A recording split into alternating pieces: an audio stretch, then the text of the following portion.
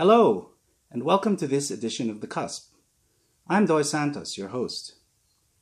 On this episode, we're going to be continuing with the question of federalism for the Philippines. Now, many critics to this proposal have questioned why. Why empower local elites who might run their regional governments like personal fiefdoms? They say greater fiscal autonomy will only bloat the bureaucracy and provide greater opportunities for corruption. So in tackling these criticisms, we need to acknowledge two things. One, the problem of political dynasties is not confined to local governments alone. No, in fact, we can see at the national scene political dynasties occupying multiple positions in Congress, as well as simultaneously occupying positions in the executive branch as well as in Congress. So would regional concentration of power or devolution from the national to the regional level, would that be any worse than national concentration of power?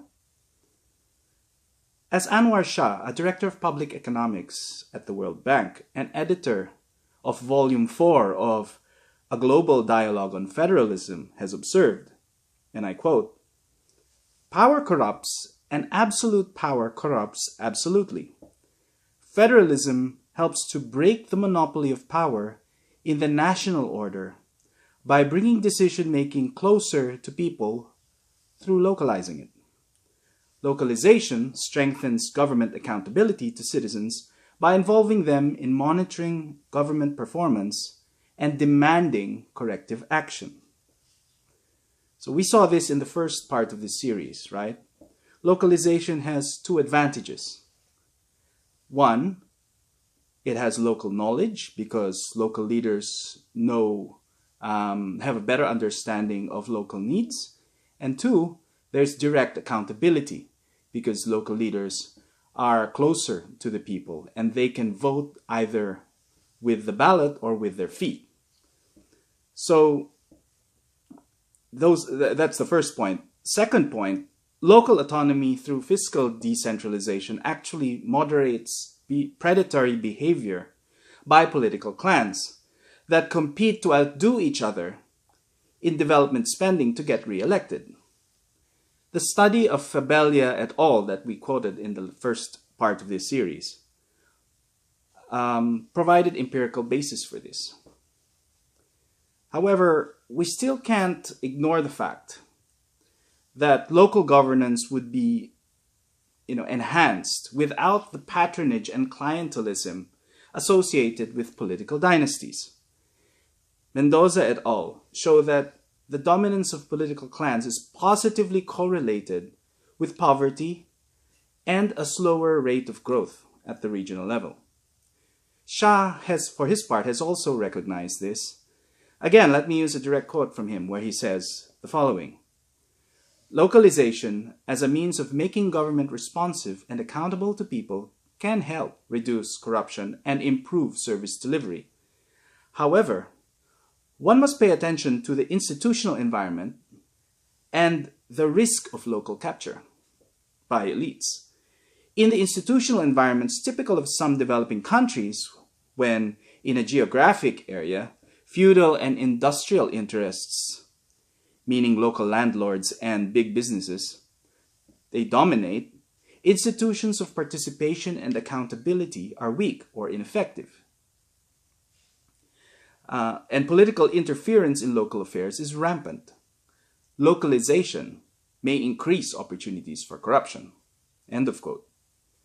So, while federalism breaks the national monopoly of power, it does not necessarily eliminate corruption at the local level due to elite capture by state bureaucracies. So we are back to the age-old problem of patronage and clientelism. This was the same old problem confronted by President Quezon back in the days of the American Commonwealth period, when our leaders were pondering the question of whether good governance under the US was preferable to self-governance by Filipinos. As observed by Francis Fukuyama, in countries where responsible government was introduced prior to representative government, meaning to say, in places where a bureaucracy was in place before elections happened, as in the case of Prussia or modern-day Germany, a Weberian state, referring to the German sociologist Max Weber, emerged. Weber developed the idea of a modern state adhering to rational legal authority rather than to personal relationships. On the other hand, where universal male suffrage, or where all men were allowed to vote, predated bureaucratic capacity building, as in the case of Greece or Italy, the reverse happened. Public offices and contracts were treated as electoral spoils to be handed out to kith and kin. The mobilization of support at elections was generated by offering juicy rewards or favors to supporters, not by offering programmatic policies or ideologies.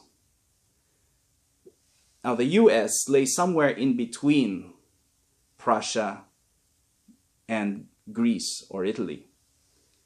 As Fukuyama noted in this passage, he said, clientelism emerged in the US early in the 19th century, and he attributed this to the election of a populist president, Andrew Jackson, I believe, who felt that because he had a popular mandate, it was his right to appoint whoever he wanted in any position, and that any ordinary person could fulfill the tasks of any particular office in government.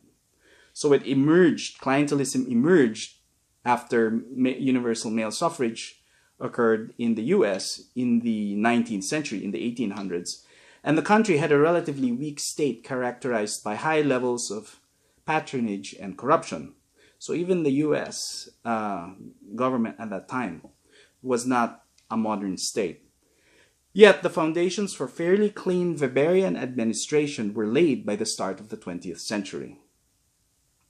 So the emergence of a modern state in the US came about by pressure from a coalition led by the middle class, who had very little stake in the old patronage system, according to Fukuyama. A growing middle class resulting from sustained and broad-based growth often supports a meritocracy. So when the Philippines was colonized by the US at the turn of the 20th century, the US was still undergoing its transition to a modern state. In fact, the foundations for that modern state still hadn't were still about to be laid.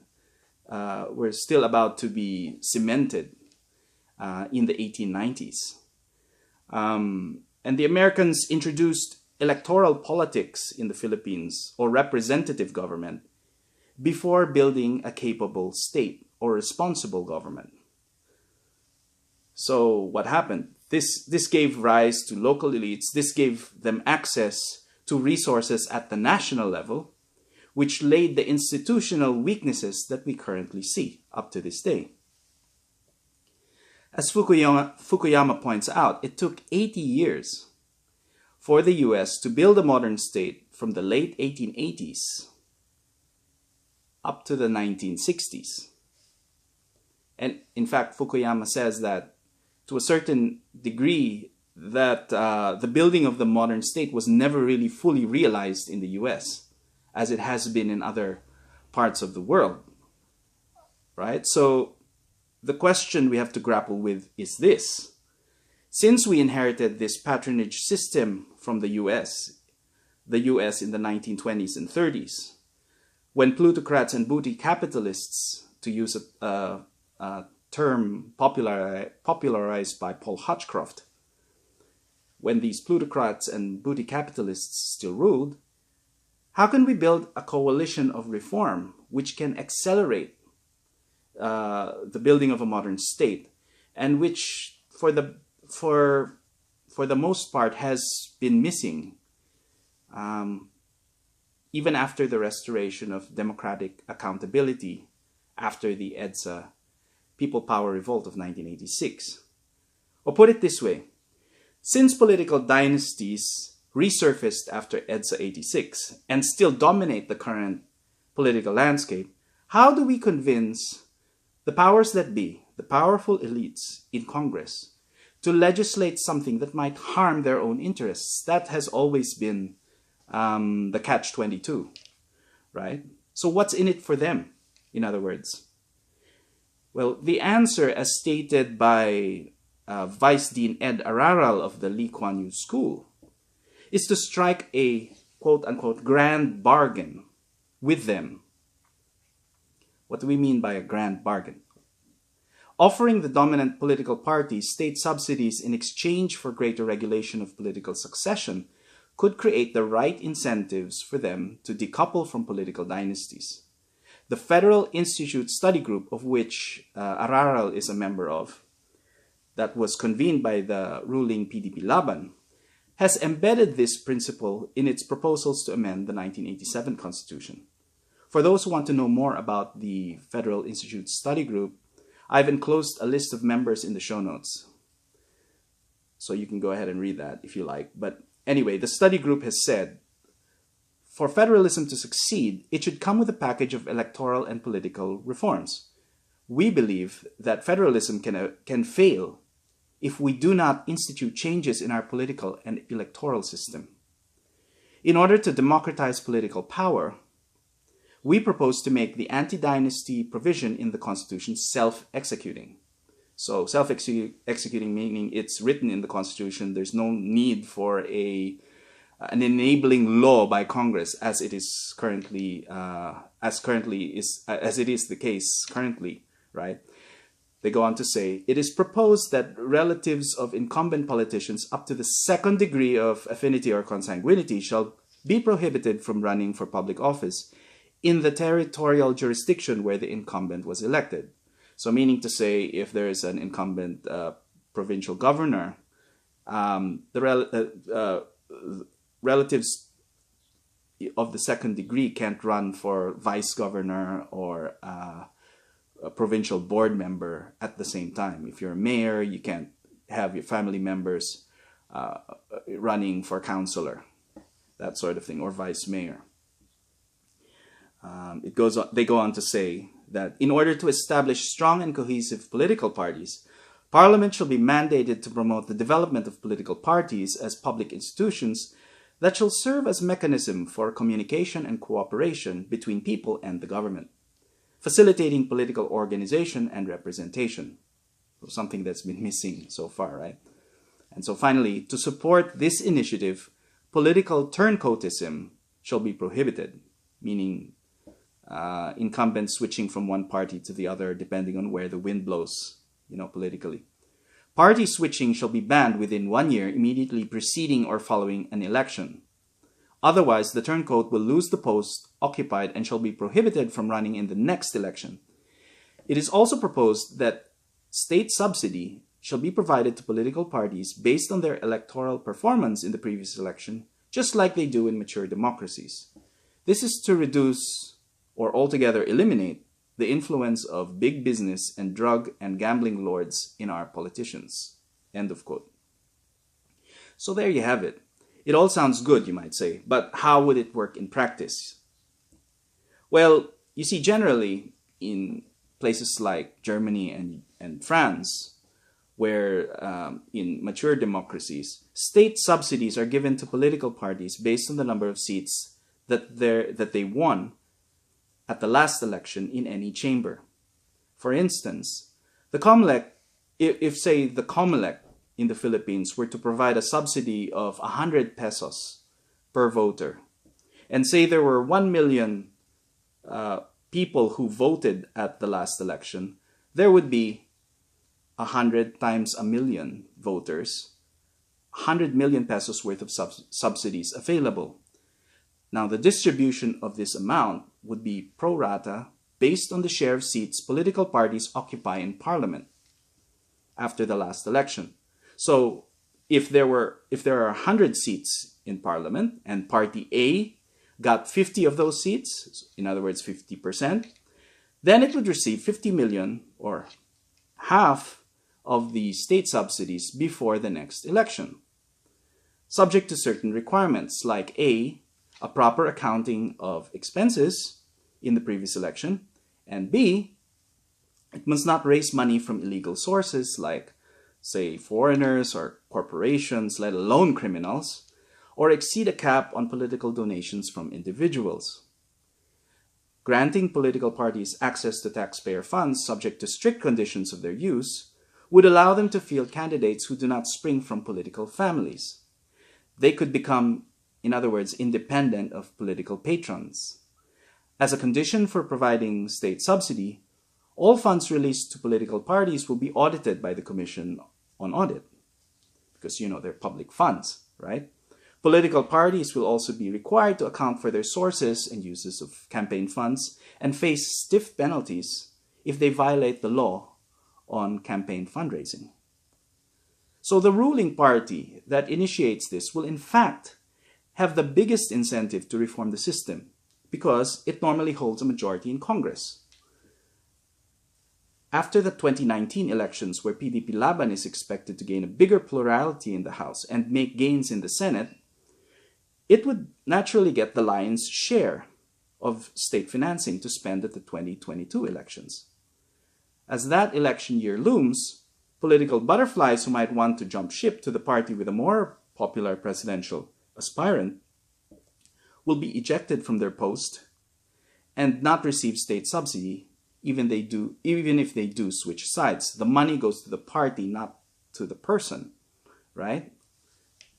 So for parties funded by prominent tycoons like NPC under Dandinko Juanco, NUP under Enrique Razon, or NP under Manny Villar, a ban on political turncoats would actually favor them because they're in the minority, right? So usually after each election, the party that wins the executive branch, that gains control of the executive branch, suddenly you'll find that if they're like, PDP-Laban or the Liberal Party during the time of Pinoy, they just had a few members in the House. Suddenly, everybody from these other parties switch to their side, become automatic members right after, in order to receive the good graces of the to be in the good graces of the whoever the administration is. So a ban on political turncoats would actually favor these parties that are in the minority. But given that, despite that, state subsidies might not offer these parties a big enough incentive to accept the exclusion of second-degree relatives to occupy elective posts in the same constituency. This is where political pressure might be needed from a reform coalition to get them to agree to such regulation. Our government, in fact, now has the resources to fund political parties. So it's not a question of, there's not enough funds or there's limited resources. We have the capacity and the resources now to wean political parties off the patronage system. The PDAF, or pork barrel, which was used to win favor from congressmen, used by the administration to gain votes for their priority measures, right? Amounted to about 28 billion pesos a year a few years back, before it was sort of broken up and inserted in the various agency departments. But we got to see under President Aquino that it was worth about 28 billion a year. So how many years are there between elections, right? You multiply that by, say, 3 years, you're close to about 90 billion pesos, right? For the worth of state subsidies that could be made available to fund political campaigns. In a policy brief that I authored back when the scrap pork movement was at its fever pitch, I predicted that the demands of this movement were not going to be met. The reason for that was I felt it was rooted in a somewhat naive attitude that we can somehow abolish pork and the corruption associated with it, without addressing the underlying motives for it, which is to finance electoral campaigns and provide a proper incentive for our politicians to remain honest. So what happened was with the PDAF money, we found that rather than going to projects, most of it was going into the hands of the politicians that were nominating these projects, and the remainder was going to the fixers. So 100% of it was just completely lost and gone to personal, just got commingled with personal funds. So the use of the term pork barrel, in fact, is a misnomer. Why? Because pork barrel is usually used to label the disproportionate spending of public funds on projects in localities that are going to be crucial at the next election. Disproportionate, to the needs and to probably the population, the size of the constituencies, right? But this wasn't actually happening. It was just going straight to personal bank account, personal. It got converted into personal property. So rather than just spending that money on personality-based politics, which would then be dispensed through patronage and clientelism, why not make it available to political institutions like the political parties, who would then gain a greater independence and leverage in deciding which candidates to field at the next election, rather than the political patron or the biggest, the party member with the deepest pockets. So I proposed a three-pronged strategy to support a new architecture for Philippine politics back then. I will leave the link to that paper in the show notes for those who want a more extensive read. But at any rate, the three pillars of reforming our politics, I said back then, would consist of A, state subsidies for political parties, B, regulating political dynasties, and C, raising the pay of elective officials. So far, we've talked about the first two pillars, but the last one is also tackled indirectly by the Federal Institute Study Group. They have proposed that the salaries of parliamentarians be determined by law, with each pay decision covering the term of the succeeding parliament. Now, obviously, this will necessarily lead to higher pay for lawmakers, including the Prime Minister and Cabinet. It will, of course, be constrained somewhat by public opinion, but doing this enables the pay of lawmakers to become more commensurate to their responsibilities gradually over time. In the end, I argued that, do we want our public officials to be paid a pittance, but then resort to corrupt practices? Or do we want them to get paid well, which would lessen the need for them to take from the public coffers? As Lord Clive is quoted as saying, it is unreasonable to give a man power and expect him to live in penury. The president or future prime minister, who manages a 3.7 trillion budget each year, ought to get more than 160,000 a month. It's high time we modernized the Philippine state by adopting measures that would limit nepotism through anti-dynasty provisions, decouple political parties from patronage, and enable them to mobilize support on the basis of programmatic policies.